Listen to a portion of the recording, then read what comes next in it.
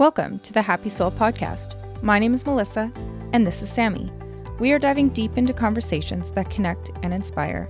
Stories of resilience, triumph, and transformation. Stories that take us to the heart of human connection. Please note that opinions of our guests do not necessarily reflect those of this podcast. Please listen with your kindness and an open mind. Each story shared is authentic and vulnerable. Let's embrace our differences with empathy, knowing every voice enriches us. Together, let's cultivate a community of respect and curiosity. Thank you for listening. Now sit back, relax, and prepare to be inspired. Welcome to the Happy Soul Podcast, everybody. Today we are here with Cynthia Marks. I'm going to be really honest with you. I'm so excited to speak with Cynthia today. Honestly, since our prep call, I think it was early April that we met and had a prep call with her, and the message she has to share and everything that she's speaking about is so incredible. And Melissa and I, as lover of hearts and all things love related, Cynthia was just like, we need to have her on as soon as we heard about her. So we just love what you're doing, which is sharing your late husband, Dr. Bernard Bale's work around the transformative power of love. And there is so much to this beyond just the transformative power of love and how our dreams tie into that and what we can create in our world and our life, and his theory of imprinting through your dreams. It's just such beautiful work, and we're so excited to have you on today to speak about this. So just welcome to the podcast, Cynthia. Thank you so much for being here with us today. Thank you both. It's so nice to see both of you again. And I've been looking forward to this too. Our conversation that we had, that prep talk, was really, really comfortable. And I just felt an instant connection with you. So I think we're all on the same page. And of course, I could talk about this for days. So let's go. I want to hear what your questions are. I mean, I don't know how someone could not want to speak about love for days and days and days. It's just such an incredibly powerful thing. And I remember, this is kind of related, I remember hearing this quote one time, and, people from stage will be like, I love you, I love all of you. And I remember when I was younger thinking, how can you love us? You're just saying that because I paid for a ticket to come to your concert or come to your talk or whatever it is. And then I saw this quote that said, if you can hate for no reason, then I can love for no reason. And I was like, yes, that's so true. And it's not no reason. There's a bigger reason behind it. But people can hate somebody without meeting them. So why can't I love you without meeting you? And so good, because I've had that same thought, really? Or, the greeting cards that are just so profuse, and then inside someone puts love you. And I'm like, oh, no, but I love that, because that kind of seals the deal on saying, okay, you can just sort of love willy-nilly. Yeah. And I mean, obviously there's different types of love, right? You don't love the stranger that's attending your talk the same way you love your spouse or your children, but there's a love and appreciation towards that person that you can have without ever knowing them. And so, yeah, I just love that. So. I want to just kind of touch on this quick thing that we start here, that in our prep call, you had spoke about how you thought that you knew love, but when you met Dr. Bale, it changed that for you. And I want to dive into what that was for you, what you thought that you knew, and how meeting him and building and forming a relationship with him totally changed what you thought you knew about love. Well, that too, I could talk about for days. So let's see if I can narrow it down. So I met this man who I had no inkling, no conceived notion of what would become of us. I met him, I spent a little bit of time with him, and then I dismissed him from my mind. This was a working relationship. Do you want me to tell you more about that? Yeah. Okay. Yeah, let's go. So we met because I was an interior designer, and he was looking to hire an interior designer, and he was interviewing several. So meanwhile, he was already 92 years old, and I went to meet him as a favor to another client of mine, and I called her and thanked her. And at that point, I didn't know his age. I thanked her for the intro before I saw him. And she said, okay, just need you to know he's 92 years old, and he just divorced his wife. And I thought, wow, this is unusual. First, that he's hiring a designer at 92, and that at 92, he divorced his wife. And I thought, okay, well, I'm going to go do this because I wanted to honor my relationship with my friend. And I thought, this man could he possibly need a new lounge chair, like a recliner? And I pictured him showing up in kind of a beat up old robe with some slippers on. This is terrible that I was thinking this. And I knocked on his door, and this man opened the door, and his eyes are as clear as day. He's standing tall, and he's so nicely dressed and so well spoken. And I said to myself, shame on you for your, sort of bad stereotype. And he invited me in, and we spent time talking about my work. He showed me around his beautiful apartment, which did still need some help, and showed me his art. And he asked me questions about his art. And I thought, is he interested in what I have to say? Is this part of the interview process? And I began to feel kind of intimidated when at first I thought I was just going to roll in there, take care of stuff, and move on out. And a few days later, his assistant called and said, "You're hired." And so we established this working relationship. And he always took Friday afternoons off. And he said, "You're going to come to lunch with me, and then we're going to talk about my project." And I thought, well, I didn't say I wanted to go to lunch.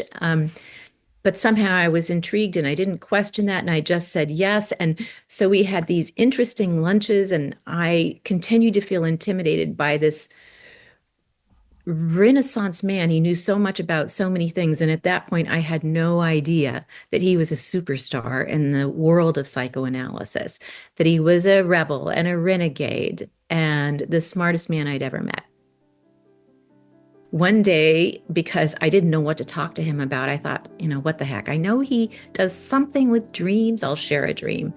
And so I told him this lengthy dream that I had the night before that I remembered. And he didn't flinch. He didn't say a word, but he took it all in. And that dream that I shared with him told him so much about me that I didn't even know. And over the course of many months, he sort of began to sneak into our conversations, that dream, and ask me questions about it. And while he didn't analyze me, I wasn't his patient. We certainly shared our feelings and emotions. And over the course of that time, I grew to really trust him and share with him some thoughts that I wouldn't readily share because they might be embarrassing or, I would think create some sort of judgment. And none of that ever happened. None of it. And eventually, I would say maybe 9 months later, he said, "Your dream showed me that you, Cynthia, are in love with me, and here's why." And I got chills. I was taken aback, and I was thinking in my head, that's not possible. There's no way. But as he walked me through it, and we talked about how I felt about the dream and what all it elicited, I'm like, oh my gosh. I mean, I know it sounds like wooey wooey, but it wasn't. It was as if I could finally say, I can see that now. All this feeling and unrest I've been feeling for the past many months has all sifted into this thing that is clear. And while that was really clear, it meant that so many things in my life, if I were to actually say it out loud, would have to change. And so I had to battle with that. What do I do with my life to let myself really feel this love coming to me and to be able to give it back? Because the circumstances were just so weird. He's 36 years older than me. I mean, that was hard for me to take. It was hard for me to figure out, how am I going to walk this earth proudly, with this man who's so much older than me, who's 92, and not feel judgment. How am I going to share this with my family, with my children? Will my clients be bothered by all of this? And so because of my turmoil and my fear of taking that risk, my big fear of judgment, I let a lot of time pass. I let a lot of time pass that we could have otherwise been truly enjoying each other's company. And when I finally settled in and started to admit, as if I was doing something wrong, which I wasn't, that I was in love with this man, Sure, there were some people who judged that, and sure, there were some people who thought, well, that's not possible. The only thing that could motivate you would be money. Well, that wasn't true. We both make a very similar living in terms of finances, and my children were a little bit, you know, weirded out, but when they realized how much love there was, they were like, Mom, who gets this? And all of that, being able to feel that I could love this man and receive his love back because of what I learned about myself, being able to take this risk for love, finding out that I'm whole on my own because of the love, let me bring it out to the world and share with people in an unencumbered way how fabulous it was and how worth all these silly risks that I had put way up here, which were really way down here, motivated my lack of motivation. And wow, that was really long. I'm sorry. No, gosh, no, it's so beautiful. Please don't No. apologize. We're And soaking it all in. Yeah. No. and so we just then walked our path, and it was beautiful and wonderful, and my life has been forever changed because of that and because of all that I learned over the course of our conversations, hours upon hours of talking about my dreams, his dreams, and the inroads that you make to who you really are, to your unconscious through your dreams. Your dreams are really this amazing gift, really, really the key to opening up your unconscious and discovering all that you're meant to be. It's amazing. And it's a gift that we all get every night.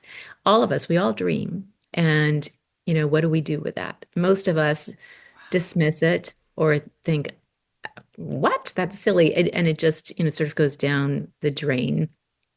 And others of us don't remember our dreams well enough to even believe we've had them, but they are precious. Yeah. I I have love that. so many questions from just that one story. Holy Me smokes. too.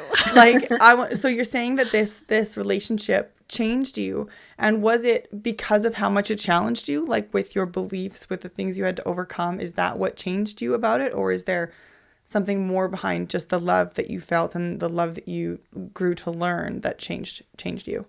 All of that. So I think what gave me the strength to undo my unfounded fear of judgment from everyone was learning how to love myself.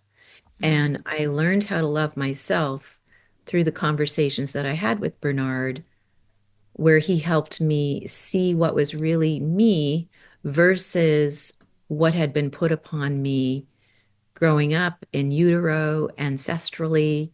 And all of that comes to the forefront in your dreams.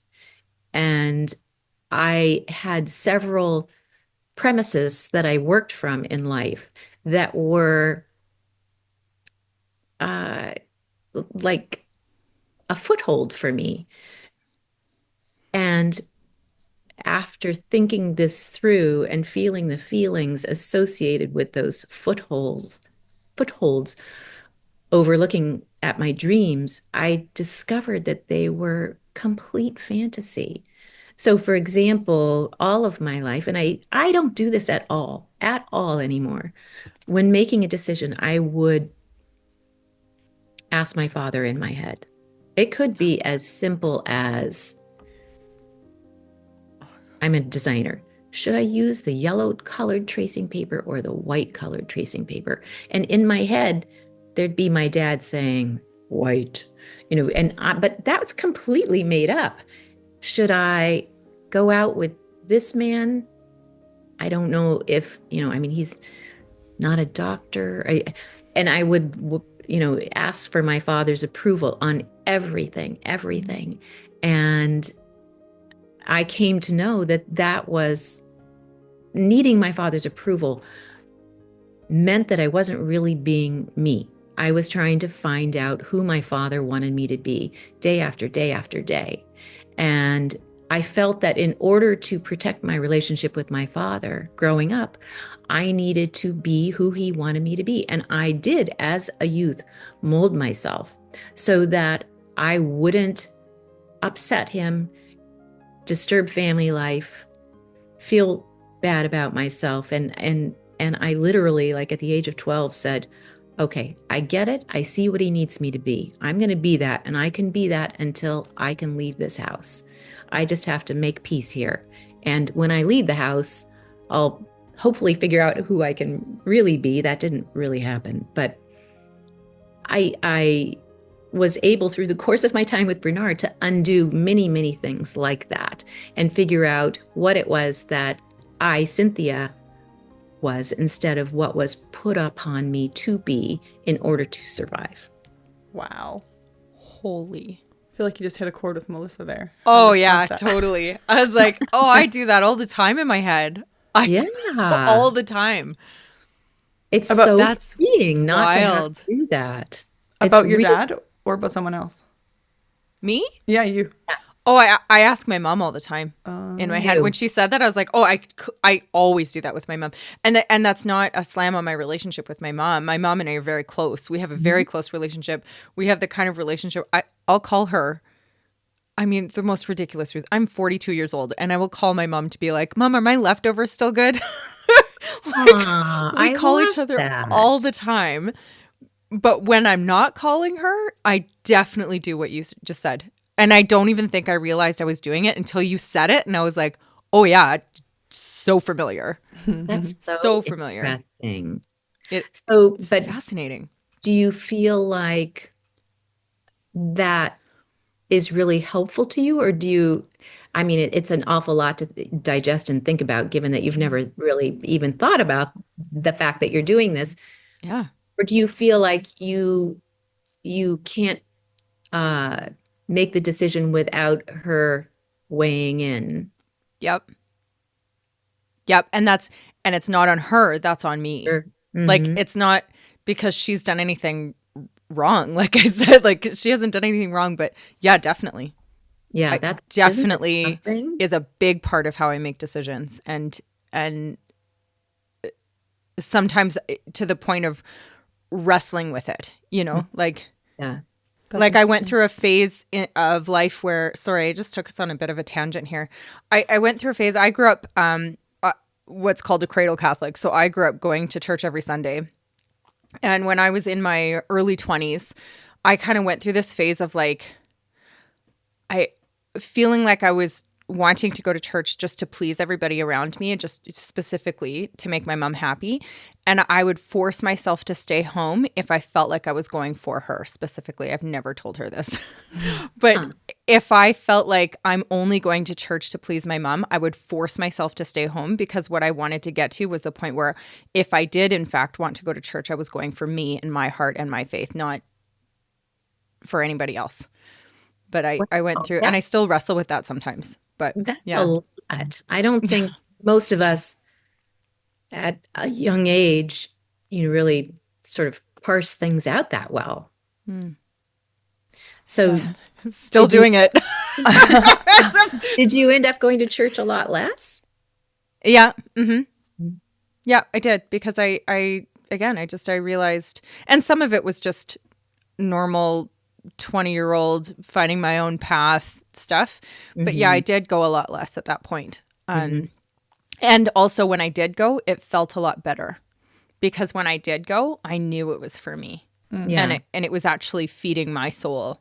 I wasn't doing something to please somebody else, and it was actually giving me something.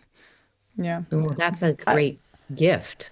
I can only imagine how many people are going to hear that and go, like, between the two of you, what you just spoke about making decisions with someone else in your head, and go, holy crap, I do that too.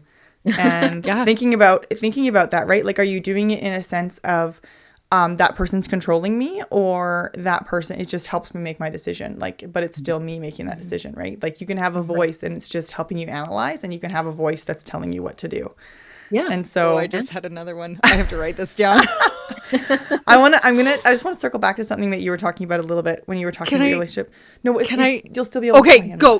I'm going to write it down. I got to write this down. Still tie in. You're so excited. I just like, oh.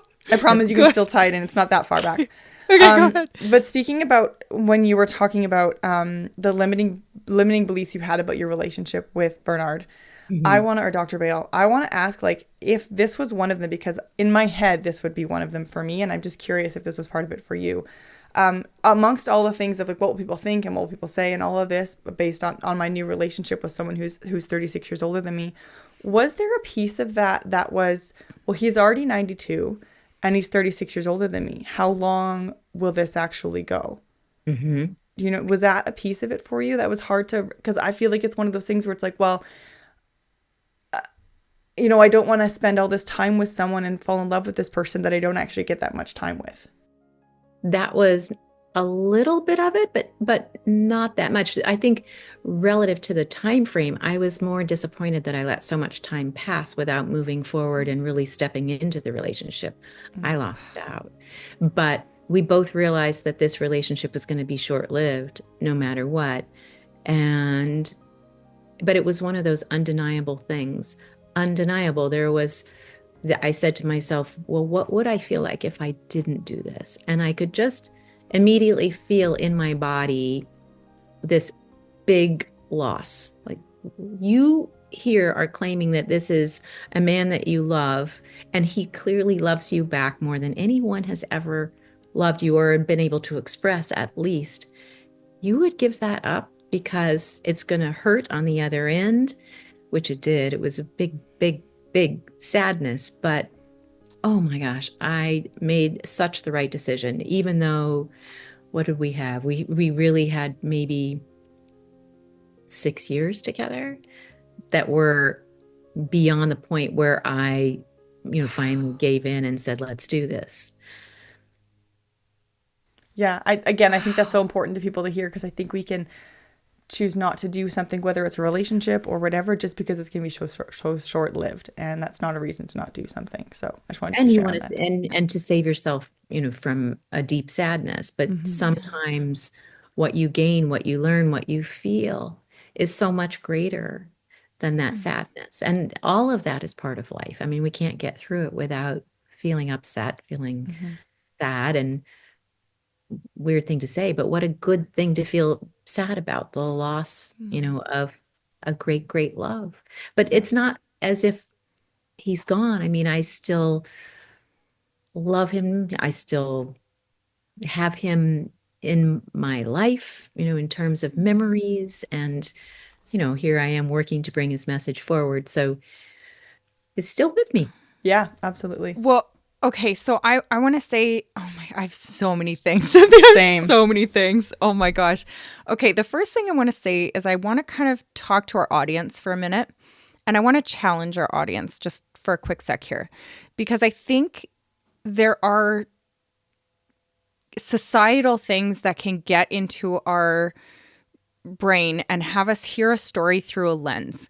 And what I want to challenge our audience to do is to remove the lens and not hear the 36-year difference in the lens of what society tells you, and to Mm. just remove it and to really hear what you're saying, to Hmm. really hear the love that you're talking about, to really hear your story, and just park the 36 years and not even like put that into the back and listen to your story first, because I think society has a way of going 36 years and Yes. right, look at it through this Uh-huh. and listen to everything you're saying with that lens. And I want to challenge people to not do that, to really like dig in deep here and hear what you're saying, because when you can do that and hear what you're saying, it's remarkably powerful. Like all of these things that you're saying are remarkably powerful, and I think everybody can take them and apply it to whatever stage of life they're at, in whatever decision making they're at, and the things that you're talking about, like that. It's just, it really is powerful, and the way that you had to walk through the judgment of people and walk through your own perception of what judgment would be look like and Hmm. how that would affect your life. I mean, that journey must have just been, I have no words. Yeah, Like, and you're I so just, right. If only I had, when I was making my big presentation to everyone, but individual by individual, if I had said just what you said, First of all, get rid of the 36 years and let me tell you about this experience. Mhm. That would have made it so much better. Where were you? In my own mess. Oh my gosh, that's funny. I just have a friend and he's my age. So I'm 36, he's 35, but he was wanting to ask a girl on a date who's 12 years younger than him. And he's like, I don't know, like, is this weird? And I said, well, when you're together, does it feel like you're that far apart? No. Then who cares? If Right. you're not sitting there feeling awkward, then it doesn't really matter. It does Yeah. not matter at all. Right? So Well, and obviously this age difference becomes different when you get older. You know, if I were 18 and he were 36 years older than me, I think there would be so much discrepancy Yes. about our stations in life and where we needed to go over the next many years that I don't know how we could have, made a real connection. In fact, he and I talked about that. What if we had met earlier? And he said, well, we didn't meet earlier because we couldn't. Our paths could not be joined. We would always be taking a fork until now. Wow. I mean, like you were talking about your friend who's 35. I mean, there he is. He's not even as old as the difference between Bernard and me in terms of age. So I think that distance in age changes as we get older. it closes really as we get older because it's Yeah, you've got that's more shared life that's right. experiences. It closes for sure. Yeah. Melissa, you had something you really wanted to say before I did, and I'm hesitant because I don't want to just pull it in this direction because there are so many other things to talk about. But I had this aha when we were talking about the consulting somebody in your head making a decision and how I do that with my mom. Uh-huh. And then you guys started talking, and I was like, oh my goodness, this must be a thing for other people too. I don't know if this is a question or a statement, but is it common for somebody to take that conversation with that person and say, replace your dad, my mom, with a relationship now? So now you're an adult and you get into a relationship with somebody, and how easily that conversation and those decision makings can have somebody else's voice now in your head, healthy or not. Yeah, I think Again, that's totally possible. right? And don't you think that there are people who maybe have 3 or 4 different consultants? Oh, yeah. Ed? Yeah. Yeah. And healthy or not, I think it must be an incredible thing to detach from that Mhm. and make your own decisions for you. Is that what you had to do? Was that part of the process for you to remove that conversation and have that conversation with you instead? Well, like you, I wasn't even aware that I was doing it until one day I was aware that I was doing it. And just that awareness was enough for me to stop doing it, because now every time I went to that in my head, it was me. It wasn't my dad. He wasn't, he's passed away. He can't talk to me. But the awareness allowed me to decide whether or not I wanted to continue walking that path each time that voice came up. And each time that voice came up, I said, you know what? No, thank you. I'm going to do this on my own. And totally transformative.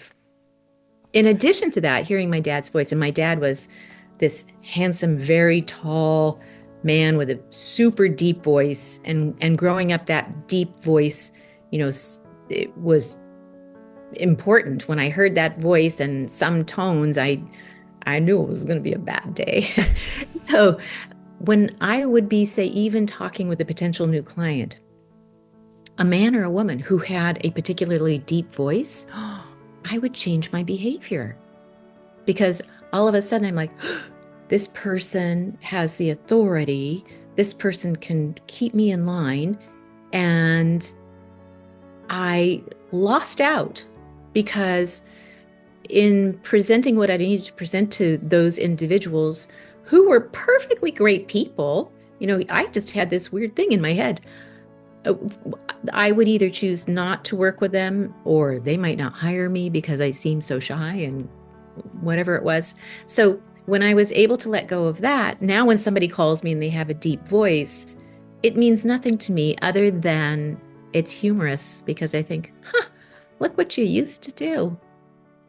Wow, that's so interesting. I'm so glad you said that because, like, I Yes. think we all have people that, I mean, like, people that can intimidate us more than others, and sometimes we can overcome that intimidation and sometimes we can't. But now I'm so curious to pay attention to the next time someone come and kind of intimidates me. Like, is there someone that they Resemble. resemble that would have been Yeah, an intimidation factor growing up? That's so right. Or interesting. even a feeling that is elicited around certain people, that's again, not their fault, their issue, their mistake. They are just, living their life, but certain things trigger you. And I think they have a lot to do with how we train ourselves to survive in the world we're given, in our families, with our friends, in our communities. We often have to carry a lot of baggage, and to take care of that baggage, that trauma, that trash, we end up giving away part of ourselves in order to just hold these plates in the air. Yeah. Wow. Yep. Oh my gosh. That's So it's so good. interesting to think about. I'm so fascinated to go out and have conversations with people today now. On Yeah. this one, beyond this one. Yeah. Me too. I wanna, like I said, pivot a little bit because like that's so important and I want to talk about it, but I really want to ask you this question. Um, in talking about your relationship with Dr. Bale, and Mhm. I know you said you had a prior relationship for that, and then Dr. Bale, your relationship with Dr. Bale kind of completely changed your perspective of love and what it means to be loved and to give love. And after his passing, moving on to new relationships, how has that affected how you look at going into a relationship prior to meeting him and Mhm. now? Oh, that's such a good question. So prior to meeting Bernard, I wasn't really looking for a relationship that was 100% meaningful to me on a feeling and love basis because I didn't really know how to love in a partnership wholeheartedly. And I certainly didn't know how to receive it. I was, like many of us, um, sort of feeling like I was unlovable. So what do you bring forward when you feel like that? How do you announce yourself? How do you share who you really are? So then how does that person really love you? So I attracted people who, didn't need or know, I think that's a lot of it too, that there is this unbelievable, fabulous, deep connection that we can have with other people if we know how to love. And we have to love ourselves first. We have to understand who we are with all our little scars and boo-boos and fabulousnesses and embrace that and love that. I mean, our scars don't make us unlovable. And then once you know that about yourself, you can sort of embrace the same in others. And you can also say that you're worthy of love. And so someone you might dismiss, oh no, that person is whatever they are. Oh, oh, they're way too smart for me, or they are so creative, or they're so outgoing. They're any of these things that I don't think I deserve. And so you sabotage the relationship, or you set yourself up in a relationship where the other person is looking for the same thing. So, there's this wall between you, and you might have a good time and you might get along in life, but you don't have that wellspring of love that just is I don't even have words for it. And then I met Bernard and I got all of that good stuff through lots and lots of work. And again, he didn't analyze me, but how lucky am I to be married to this man who has all of this knowledge and all of this ability to feel that he learned over a lifetime too. By the way, I was kind of the first person he really got to love wholeheartedly too. So, and then afterwards, before he passed away, like loving partners will do, he said, I want you to be sure and find another love, whatever that means, or 12 loves, or whatever it is. But don't move on and limit yourself. And don't think that the next person has to be like me. And he wasn't being, grandiose or narcissistic, but he knew that that would limit me if I could only look for this type of person. And I knew that I was able to love and lovable, and the world was open to me. And I had never felt that way before. So in all relationships now, whether it's a romantic relationship or that with a friend, I am just, well, I'm always a work in progress, like we all are, but I am so much less encumbered and I'm so much happier to share who I am rather than feeling like, well, they don't need to know or they don't want to know or that's too much or I'm sort of not an interesting thing. And I just let that go. And if you want to hang with me, great. And if you don't, that's okay too. And I have this great significant other, and we are totally in love and having a fabulous time together. That's so cool. There's so many I- things that you just said. Holy smokes. Melissa, you go before I just talk over you like I always do. No.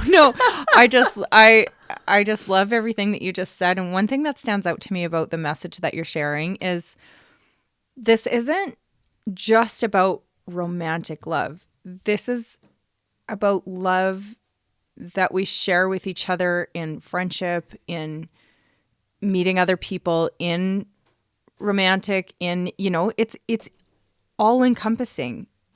It doesn't have to mean one thing. Yes.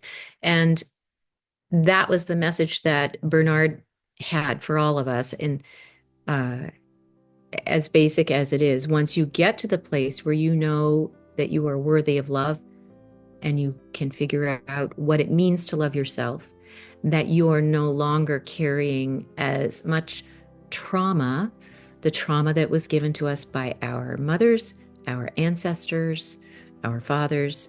And we can take a deep dive into that. But once you release all of that, then you can move forward and almost naturally come from a place of love. So you're supporting your brothers and sisters, your romantic partner, your children, your community, your nation, your country, your world. I mean, the idea is that if we can all as individuals learn how to love and learn how lovable we are, we will spread that, we will be helpful, we will have empathy, we'll have compassion, and we will change the world. But we all have to learn how to love ourselves. And if you think about the turmoil that you see out there in the world, which is a lot, it's a lot, and it's growing, and we're much more privy to it because of our communication skills. We get information like that. So we see what's going on around the world. And there's so much strife and sadness. If you think about those things actually happening inside of you, that you have that kind of turmoil, that you're fighting issues and you're angry about things and you don't understand and you lash out, and rather than come to help, you say bad things about yourself to yourself. If we stop doing that inside, we won't have a need to do that outside. We won't feel that kind of pressure or that sort of threat. We won't be so busy protecting ourselves at all costs. We'll find ourselves doing the opposite. Mm-hmm. We'll run to help each other. Mm-hmm. Yes. So I don't even want to say anything after that because it was like mic drop so good. But you're absolutely right. If we figure out how to just love, and I mean, I probably wouldn't have put it in love ourselves, but you're right. Real love, whether that's, I think, and maybe correct me on this if I'm wrong, but real love, whether that's relationship love, romantic love, family love, friendship love, love for those you don't even know, it's wishing the best and wanting the best for everybody, regardless of their circumstances, regardless of how they treat you, regardless of how they come back. Like you are loving on people even if they don't want it or deserve it, because love is the only thing that's going to change that. Love is the only thing that's going to change someone else's opinion. Love is the only thing that's going to make a difference for someone. Love is the only thing that's going to make you actually want good for people. Like when you're saying, like you and Dr. Bale, when he passed away, he didn't say, like, he wasn't like, you can't love anybody else because you loved me. It was, I love you. And I recognize that you have a whole life that you're going to live still. And I want what's best for you. I want you to be happy for whatever that means for you, even if it means like quote unquote replacing me. Like obviously you're not replacing him, but someone's filling a piece of those shoes. And I think that's what real love is when you leave somebody, you're not wishing ill, you're wishing the best. You want the best for that person. You still respect and care and for and honor that person, even if you're not there or you don't actually like love them relationship wise. You just love them as a person, right? Like it's a different thing. Yeah. Exactly. That's so great. That's so great.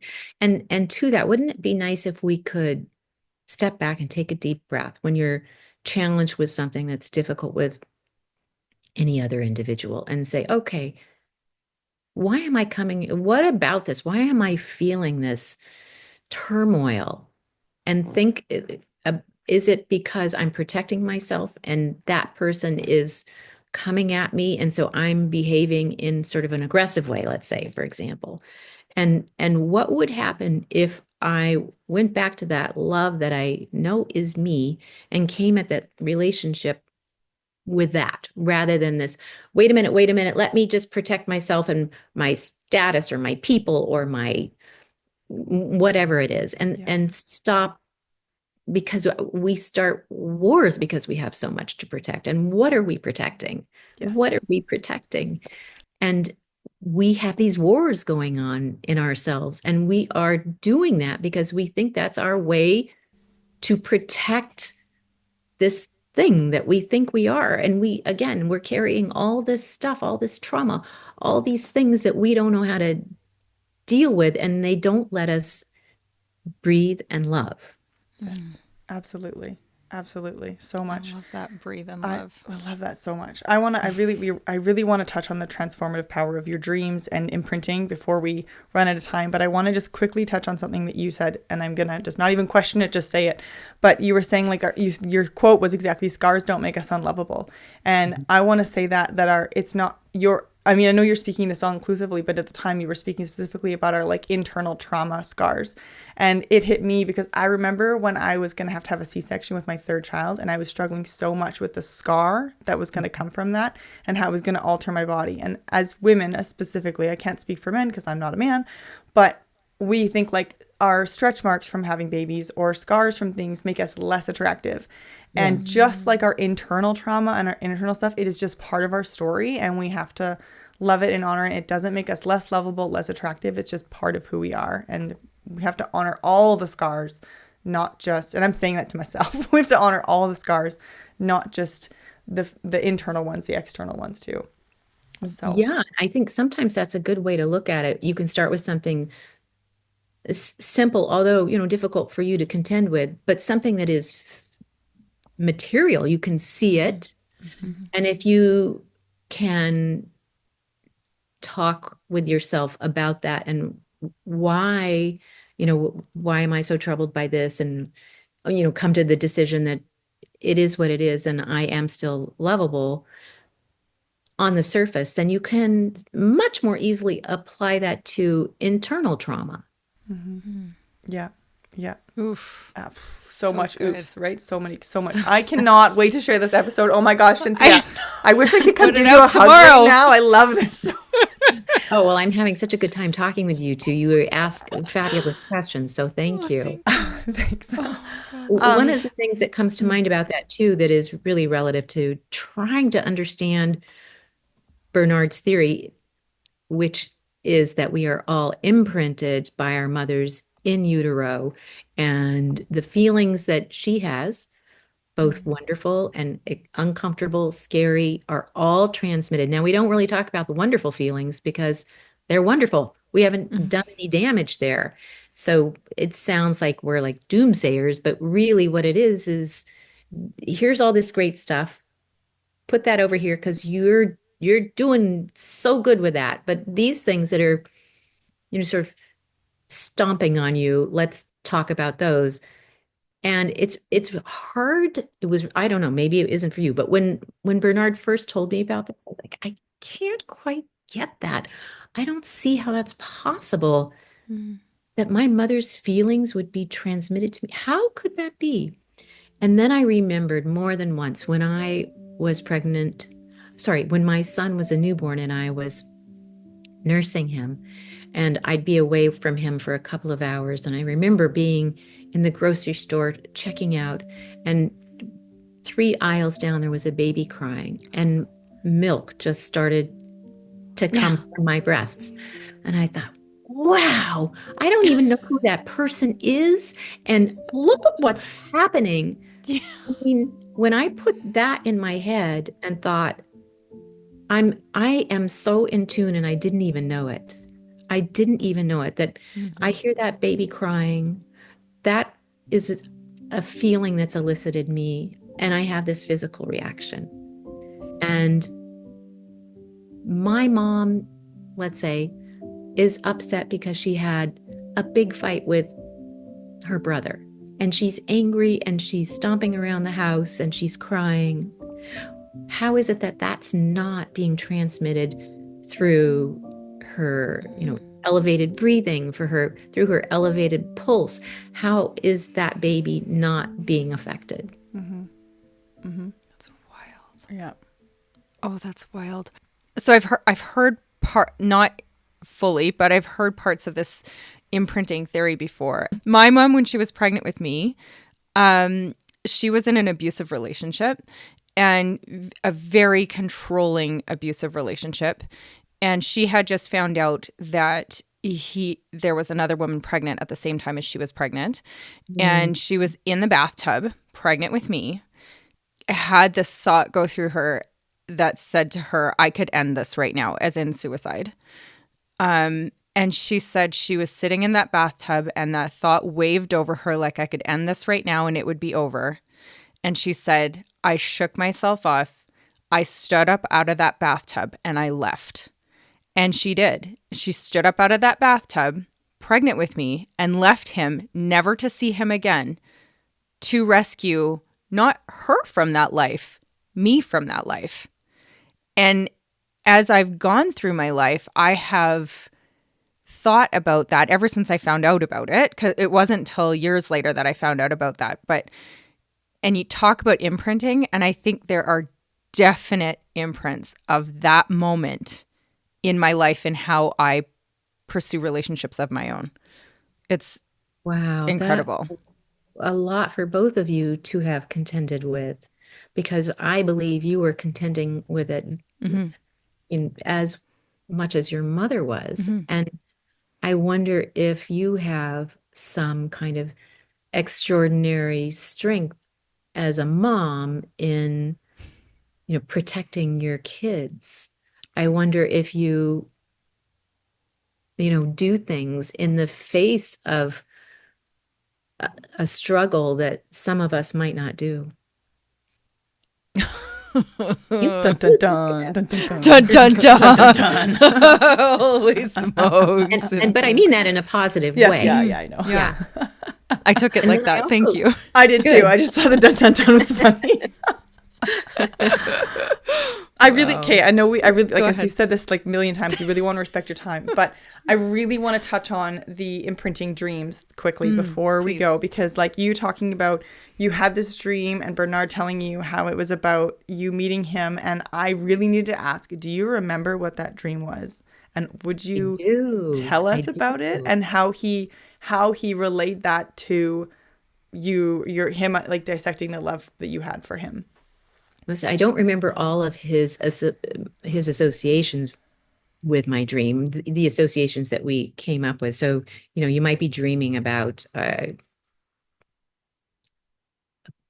carpet, and that carpet could mean something for Betty that's way different than what it means for Suzanne or Jack. And so there are symbols in our dreams, but they are only relative to our own experiences.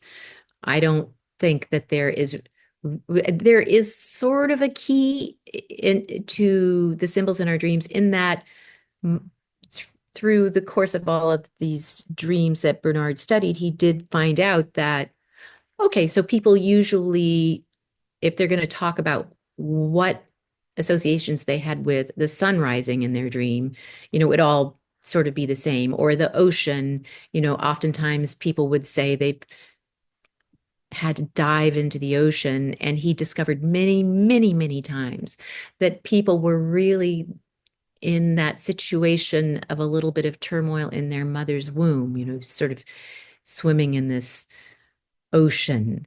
So there are some commonalities, but back to that dream, I shared with him that I was walking with him through a courtyard and he needed my help. He had a hard time with his vision. So if we were going to be walking in a crowded place or up and down steps, I would hold his arm, which was really nice to hold his arm. But in my dream, we were walking in front of a synagogue and we passed through a crowd and we were walking down some steps and he fell and he had been on my arm. And I said, oh my God, oh my God. I was so responsible for him. All I had to do was hold on to him and he's fallen and he's fallen. And I called for help and people came over and they wanted to help. And then I said, no, no, no, back away. Nobody can help him like I can help him. No one can do this. And I tried to hover around him. And then a parrot came and sat on the ledge and started to come after Bernard. And my heart was pounding. My heart was pounding. I can't keep everything away. I can't, I can't hold this relationship. People from the outside, creatures, feelings are all coming at this. And that parrot turned into an iguana, which then, was less frightening and just sort of standing back and watching the whole thing. And so I shared that with him, and that there was probably more to the dream. And again, he just sat there, but in his head, he was going, holy blankety blank. And he understood that somehow I was going in my unconscious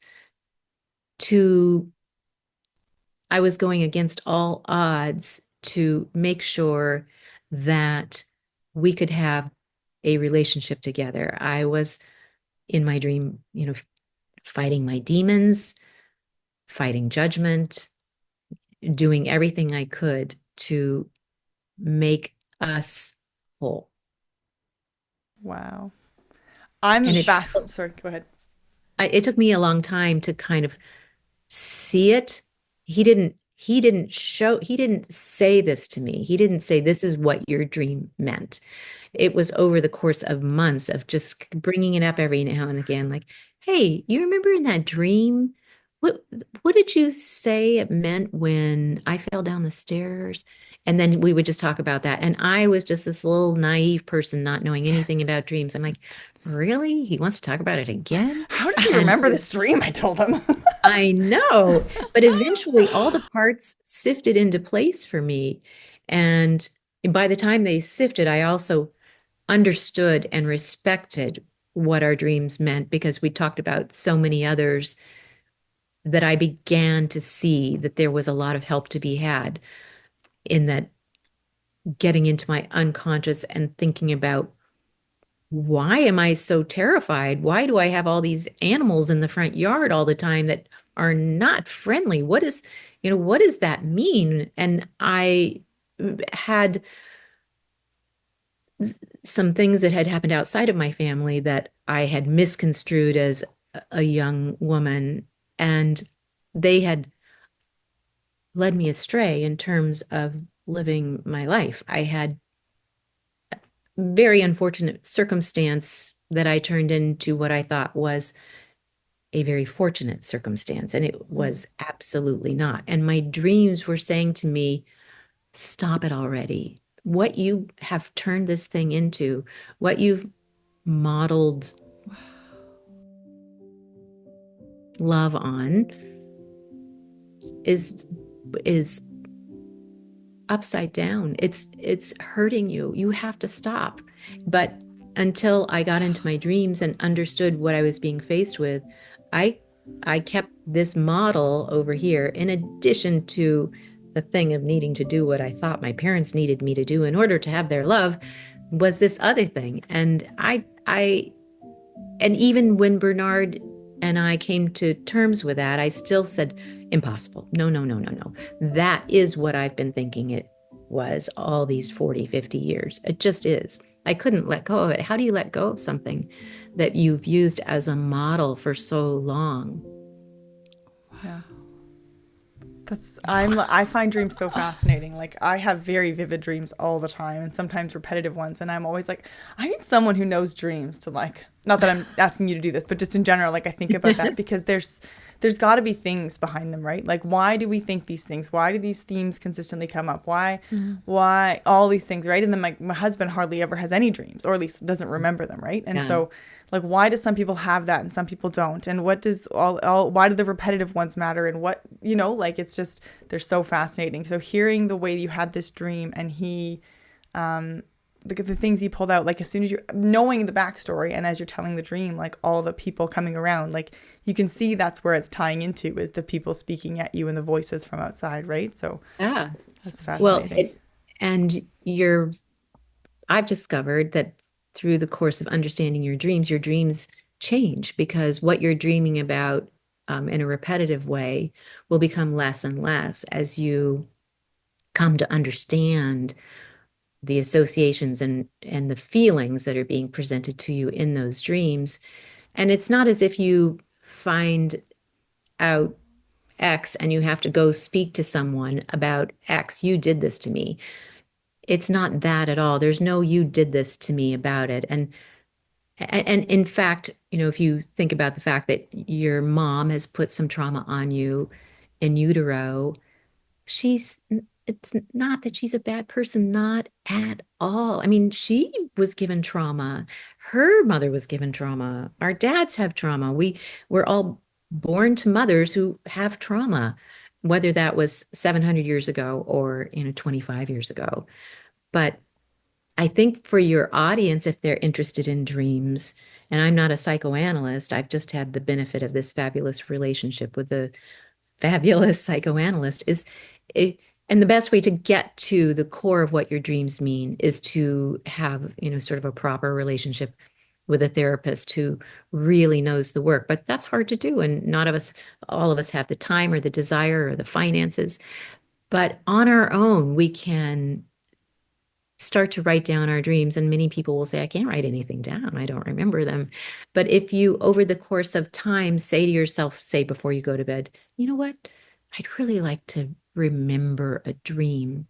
I've found, and other people have told me too, that you will start to remember. Maybe it's just a snippet. And it's really helpful if you can keep a little notepad and then write it down or talk it into your phone. And then think back about them, reread the notes or listen and look at the patterns and say to yourself, why do I have that pattern? What feelings are elicited? And it could be something as crazy as a zebra that's stuck in a cardboard box and you're trying to cut him out.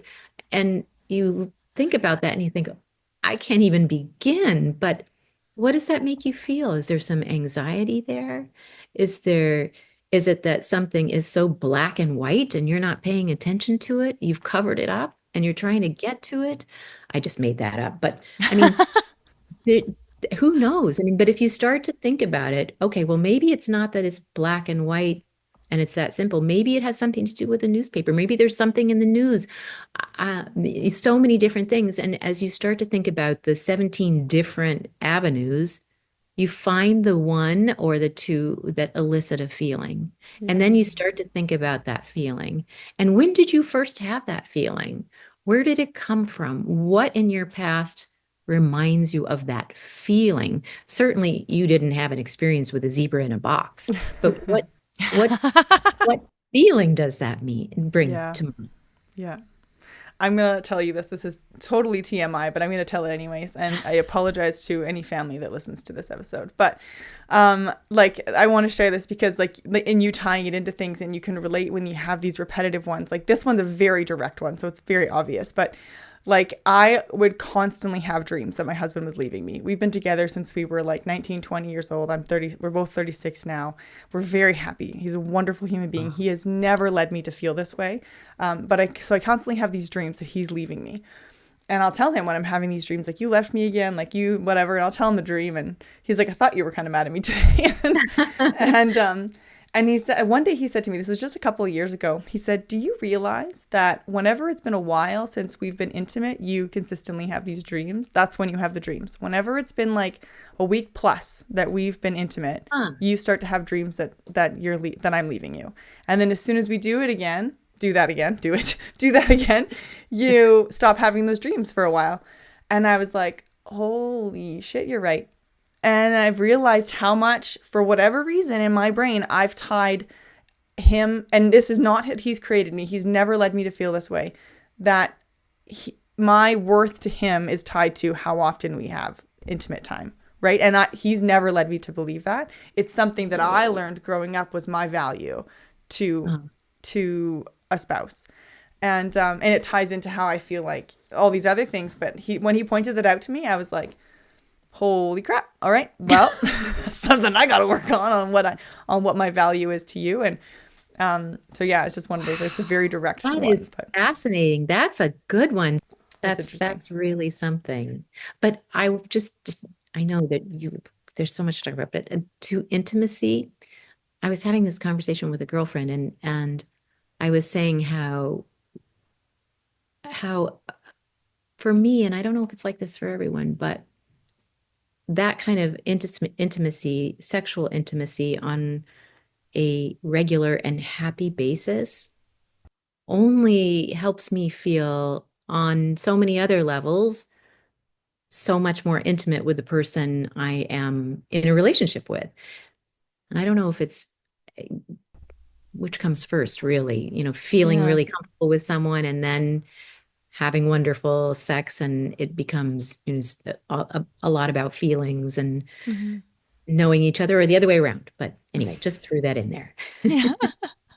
The way they can be interconnected, it's like, it's crazy. Yeah. Thank you. So I didn't mean to like share that about me. I just was like, when you were talking about how they can have these direct meanings when they're repetitive and stuff, I'm like, I'll tell you one. I'll tell you one. So good. Thank you for sharing. Thank you. So good. Oh my gosh. Is there anything that we haven't spoken about today or asked you about today, Cynthia, that you would really like to share on today? Thank you. That's nice. Really, just to reiterate that there is a way for us to really discover who we were truly meant to be from day one. And we can get to that place by going into our unconscious and figuring out what it is that we're carrying around that doesn't belong to us. And when we can get rid of that, then we don't have to spend any time or thought or feeling protecting it. And the way we get to that information is by understanding our dreams. There are other ways to get to that information too. And oftentimes a therapist can help get you there.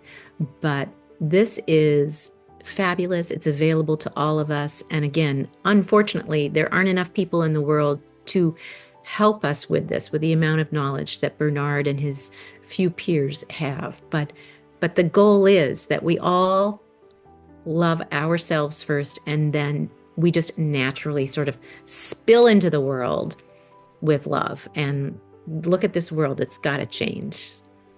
Yeah, absolutely. It does. I love that. We need to spill into the world with a lot more love. Yeah. A lot more I love. love that so much. And to stop questioning, sorry, Melissa, No, you go ahead, Sammy. to stop questioning when people do come into the world with love. I think that's a regular thing that people see someone give love, or for another simple term, respect to someone that maybe doesn't deserve it. And we need to stop questioning that and start saying like, yeah, that is actually how we should respond to the world, instead of thinking that it's not deserved or it doesn't belong there. Mm-hmm. And as you said earlier, even perhaps to think of someone that you would maybe automatically think of as an enemy and think, okay, that's a human being. I'm a human being. And maybe whatever it is they're coming at me with is coming from a place that's not really them. Or maybe whatever they're coming at me with is lighting an unnecessary fire in me. What does all of this mean? Before you just, react.